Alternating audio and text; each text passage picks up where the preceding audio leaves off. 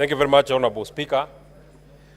From the onset, allow me to say that I rise to oppose the motion of the removal by way of impeachment of the Deputy President of the Republic of Kenya. And Honorable Speaker, for the last 2 days, today and yesterday, we have been treated to a charade of allegations, accusations, which, in my opinion, have not been substantiated either by the mover of the motion, the Honorable Mwengi Mutuse, or the advocates who he came with, or the advocates that are on record for the National Assembly. And Honorable Speaker, I am actually quite surprised that one of the advocates who appeared to represent the National Assembly tells us that the Honorable Mwengi Mutuse, his was only to allege. This is not a trial.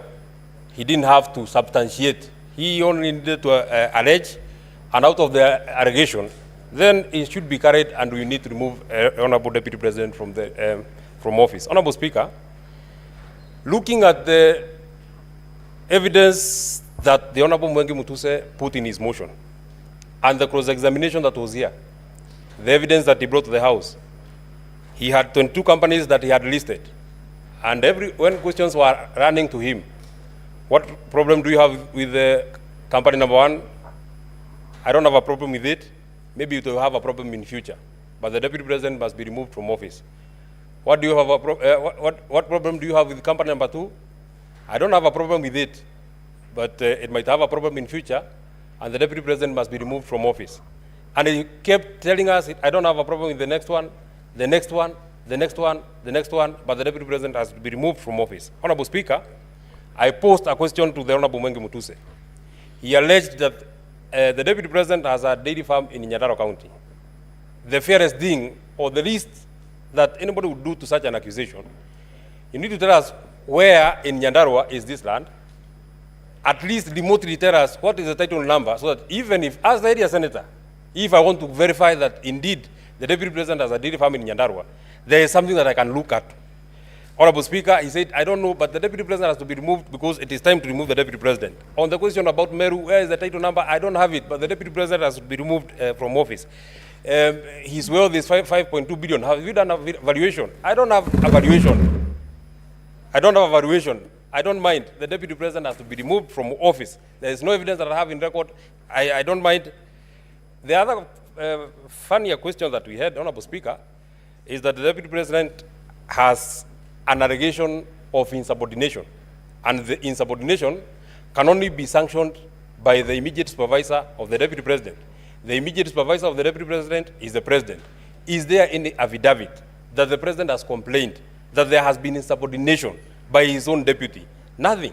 But the only thing that I would want to hold on to, on this particular allegation of the Deputy President having been alleged to have insubordinated his immediate supervisor.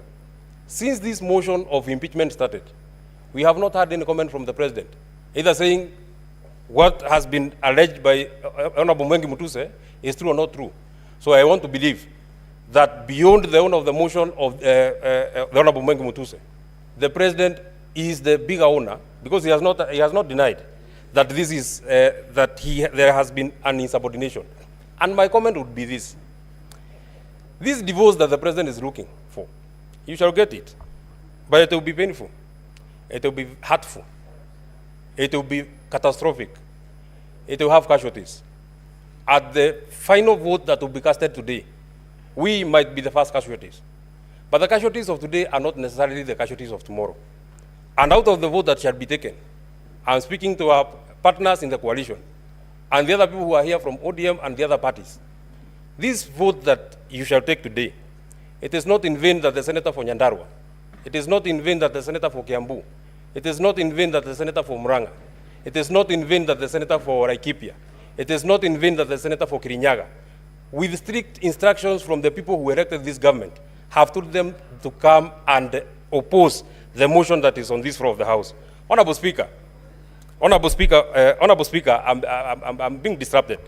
The point that I wanted to make is, it is not in vain that we have been instructed not to sanction this divorce. But if it comes, we shall take it in our strides. I want to tell the people who are here, the vote that you shall cast here, we shall not put it in our minds. We shall put it in our hearts. The people of the region that I have mentioned are at their lowest.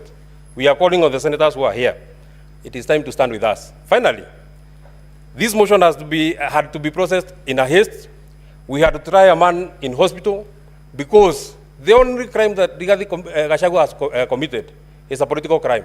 So he had to be removed out of the way, whatever it will take, whether he's in hospital, whatever it will take, he has to get out of the way. That can only happen if it has the direct sanctioning of the President of the Republic of Kenya, His Excellency William Samoei Ruto. Senator Tom Ojenda.